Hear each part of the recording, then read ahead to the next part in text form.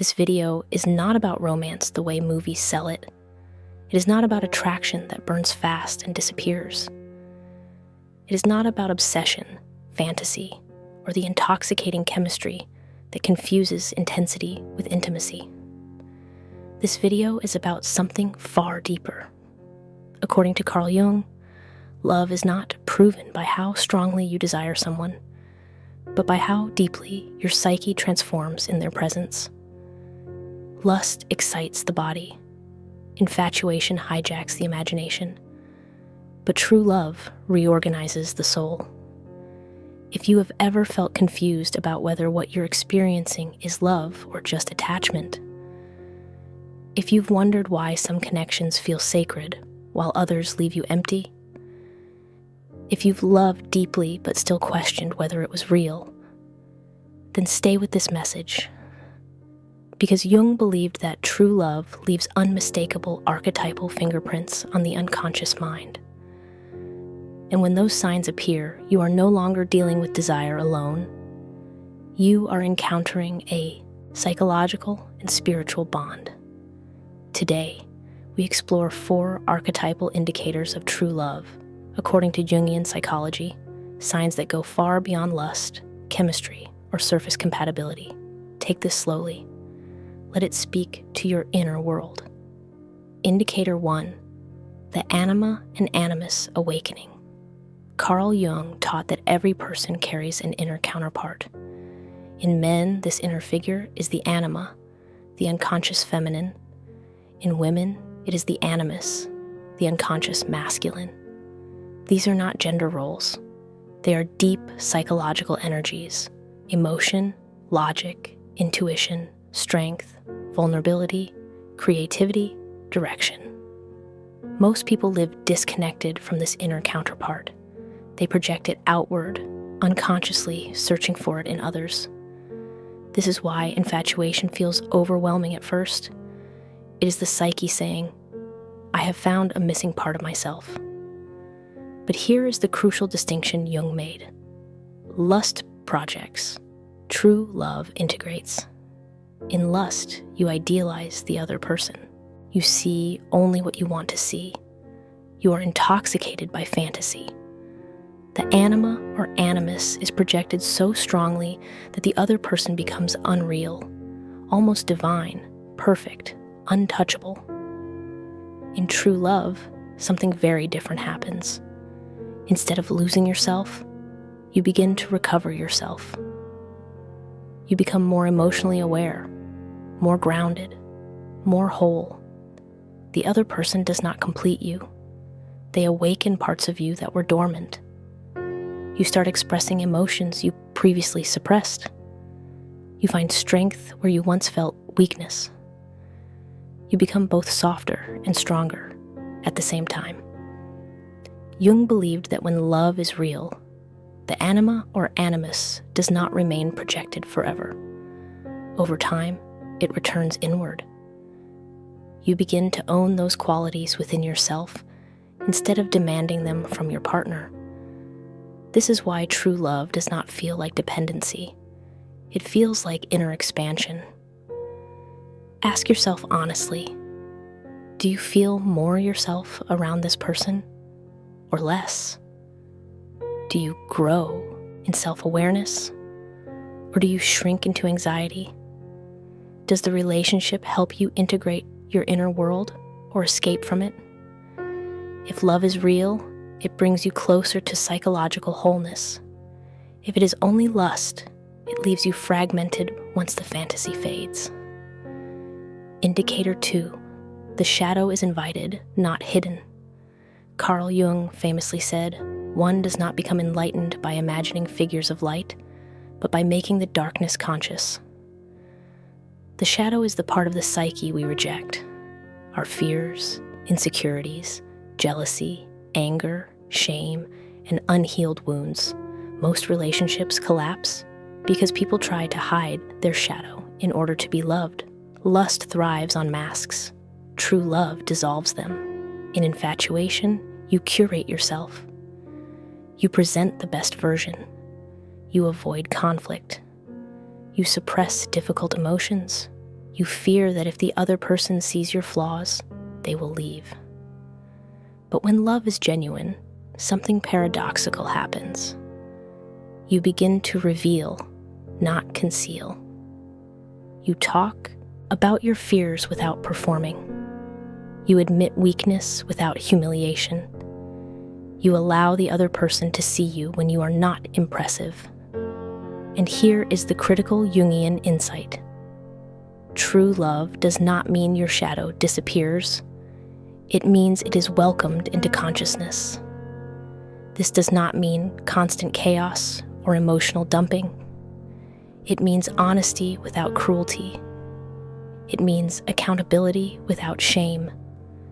Jung believed that the greatest test of love is not pleasure, but whether two people can witness each other's shadow without trying to dominate, rescue, or escape. In lust-based relationships, the shadow is explosive. In love-based relationships, the shadow becomes transformative. Ask yourself, can you disagree without fear of abandonment? Can you express discomfort without manipulation? Can you be imperfect without losing respect? If the relationship demands constant performance, it is not love, it is survival. If it allows truth to breathe, love is present. Indicator 3. Meaning replaces obsession. One of Jung's most misunderstood ideas is this: real love is not meant to consume your life. It is meant to give your life direction. Lust narrows your world. True love expands it. When desire dominates, everything revolves around the other person. Your mood depends on their attention. Your peace depends on their behavior. Your identity becomes entangled with the relationship. But Jung observed that when love is authentic, obsession gradually gives way to meaning. You still care deeply, but not compulsively. You still desire, but not desperately. You still choose, but not out of fear. The relationship begins to support your purpose instead of replacing it. You become more focused, not distracted.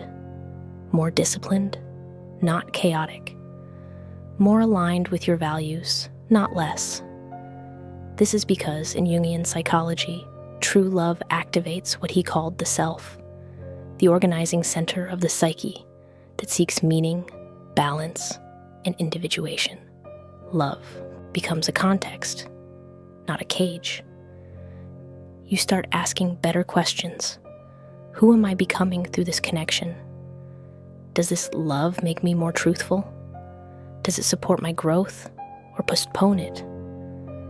Jung believed that love, which has no meaning beyond pleasure, eventually decays into boredom, resentment, or control.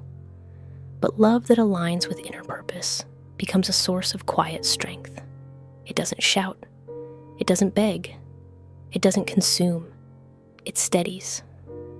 Indicator 4. Commitment to growth, not possession. Perhaps Jung's most radical insight about love is this: love that seeks to possess destroys what it loves. Lust wants ownership. True love honors autonomy. In insecure attachment, love becomes surveillance. Control masquerades as care. Jealousy is justified as passion. Fear of loss becomes manipulation. But Jung saw real love as something far more mature and far more difficult. True love says, I choose you, but I do not own you. It allows space without panic, silence without suspicion, difference without threat. This does not mean emotional distance. It means psychological respect. Two people walking side by side, not merging into one indistinguishable self, but remaining whole individuals who choose connection daily. Jung believed that love reaches its highest form when both individuals are committed to individuation, the lifelong process of becoming who you truly are. Love does not freeze you in a role. It does not demand you remain small. It does not fear your evolution. Instead, it says, grow. and let me grow too. Ask yourself, does this relationship encourage your becoming or restrict it? Are you free to change or pressured to stay the same? Is commitment rooted in choice or fear? If love demands sacrifice of your soul, it is not love. It is bondage. Beyond lust, the Jungian truth about love, Carl Jung never romanticized love. He respected it too much for that. He knew love would expose your wounds. He knew it would challenge your ego. He knew it would force you to confront yourself. But he also believed that true love is one of the most powerful forces for psychological integration a human being can experience. Not because it feels good all the time, but because it makes you real. Lust asks, how do you make me feel? Love asks, who do we become together? If you recognize these archetypal signs in your life, honor them. They are rare, they are demanding, and they are worth protecting. And if you realize that what you've experienced before was not love, do not despair. Awareness is not loss, it is liberation. Because once you understand love beyond lust, you will never confuse intensity with depth again. If this message resonated, sit with it. Let it work on you quietly.